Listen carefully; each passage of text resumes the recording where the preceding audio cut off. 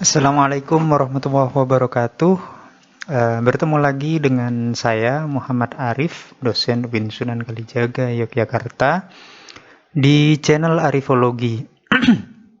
Kali ini saya akan membahas tentang the square of opposition atau kubus pertentangan yang dikenalkan oleh Aristoteles.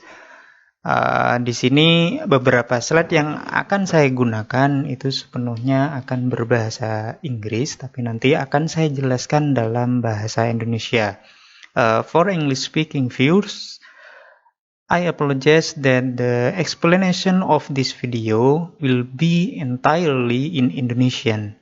However, the writing of the PowerPoint in this video is entirely in English. Hopefully, it will be helpful to you.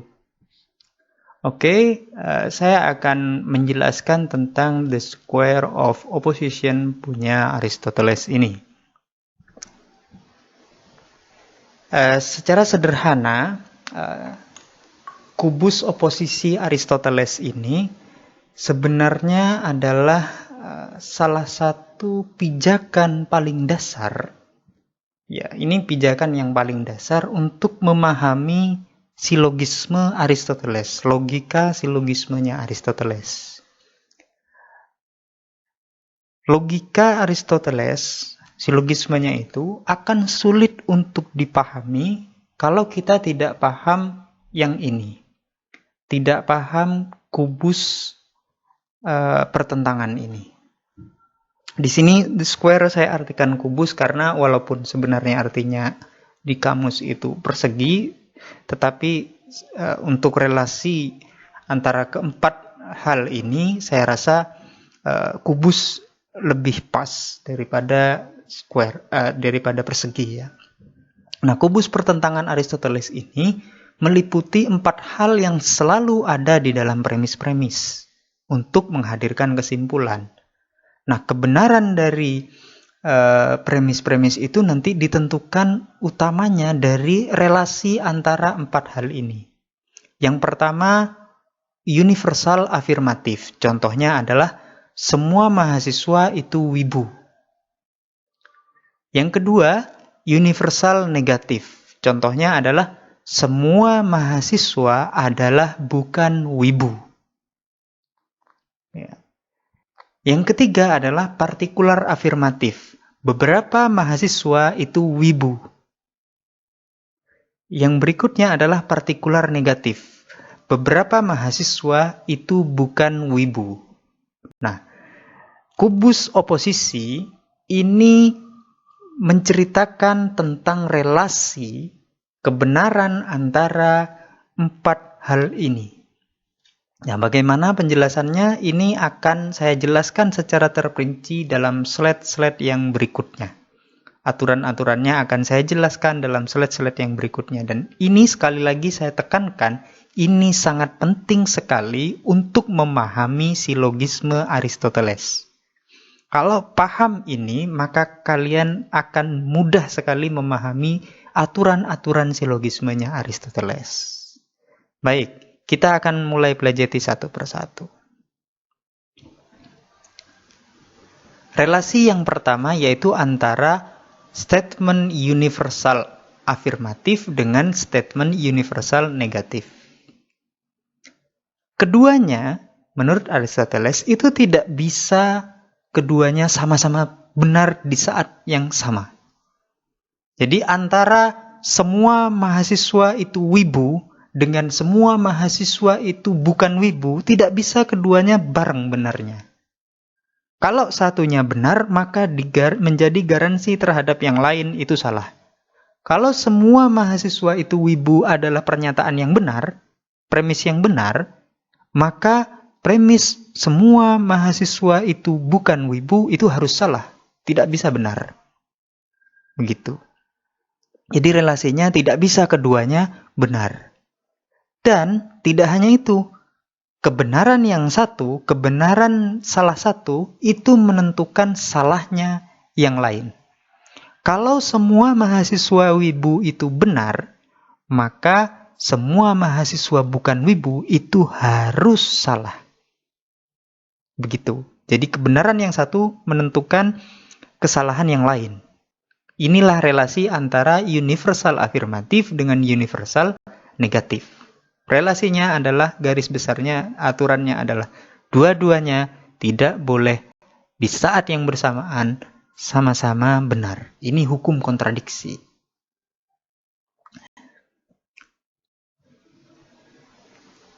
Ya, kubus oposisi yang berikutnya itu adalah ini, relasi antara universal afirmatif dengan partikular negatif.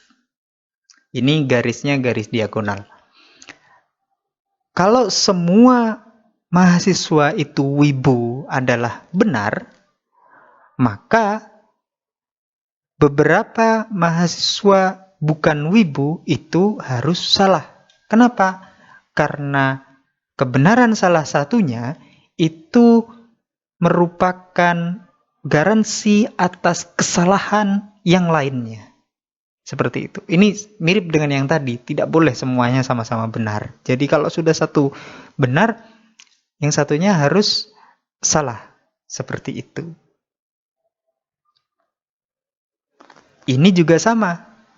Ini juga sama dengan yang sebelumnya tadi. Universal negatif relasinya dengan partikular afirmatif. Jadi semua semua mahasiswa itu bukan wibu. Relasinya dengan beberapa mahasiswa itu wibu, afirmatif, itu relasinya tidak boleh dua-duanya sama-sama benar, dan kebenaran salah satunya itu menggaransi atau menjadi jaminan bahwa yang satunya itu harus salah. Kalau satunya salah, maka satunya harus benar. Kalau satunya benar, maka itu yang satunya harus salah. Kalau semua mahasiswa itu bukan wibu, itu benar, maka beberapa mahasiswa itu wibu itu harus salah. Seperti itu. Karena yang satunya sudah benar.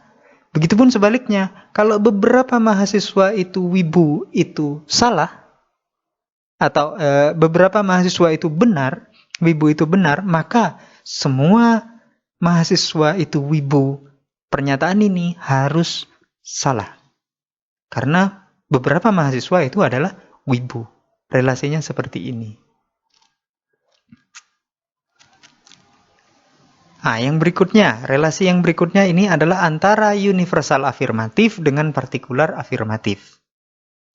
Dua-duanya ini bisa sama-sama benar. Kalau ada pernyataan semua mahasiswa itu wibu, benar, maka beberapa mahasiswa wibu itu bisa benar juga. Sama-sama benar, harus sama-sama benar, begitu. Tetapi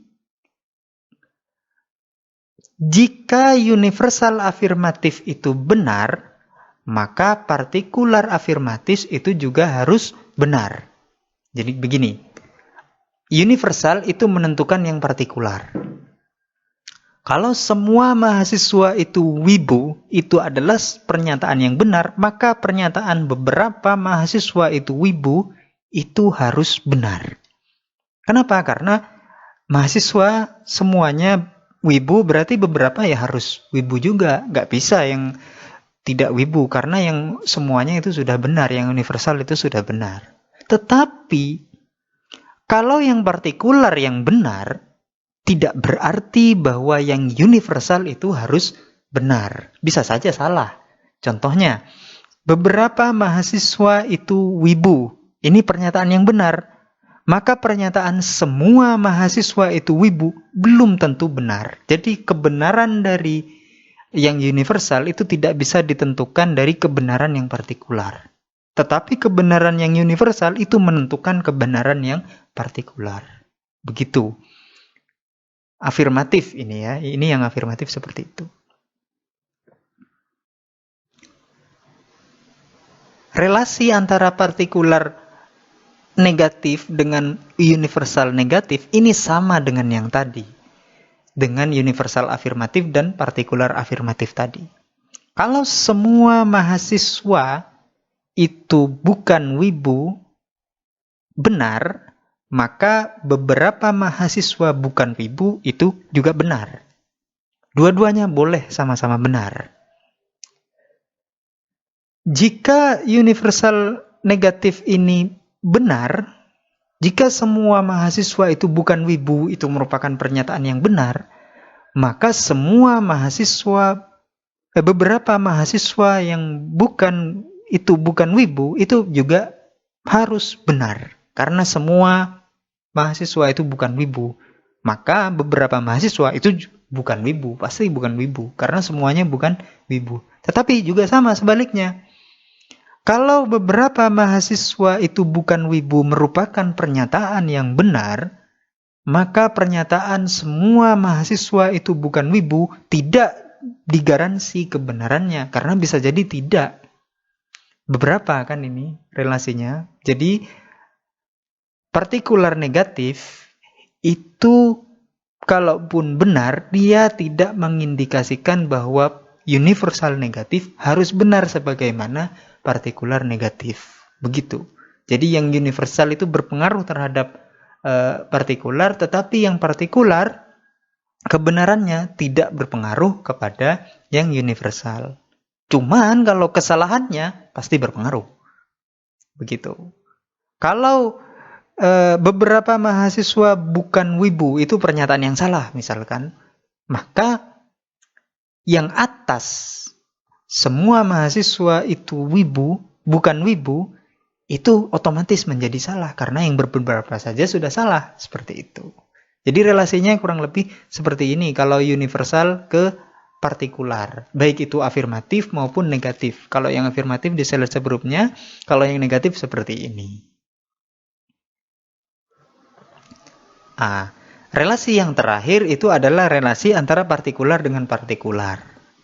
Tidak ada relasi yang membuat ketergantungan kebenaran atau kesalahan antara partikular afirmatif dengan partikular negatif. Misalkan, beberapa mahasiswa itu wibu. Ini pernyataan yang benar. Tidak pasti beberapa mahasiswa bukan wibu itu juga benar. Tidak pasti, tidak menggaransi itu. Maka antara keduanya ini, kalau nanti kalian membuat premis-premis, terus antara keduanya ini ada di beberapa premis yang di situ, maka ini tidak berpengaruh. Maka premis-premis kalian tidak bisa ditarik kesimpulan. Tetapi kalau antara universal afirmatif yang bawahnya juga universal partikular afirmatif, ini bisa ditarik kesimpulan. Karena kenapa? Kedua-duanya bisa saling disimpulkan. Tetapi kalau relasinya seperti yang lainnya tadi, jadi relasi antara keempat hal ini, sebagaimana sudah saya jelaskan tadi, itu menentukan nanti bagaimana hukum silogismenya. Begitu. Hukum bagaimana menyusun proposisi untuk dihasilkan sebuah konklusi. Ini ditentukan dari sini relasinya. Kebenarannya ditentukan dari sini. Ini dasarnya.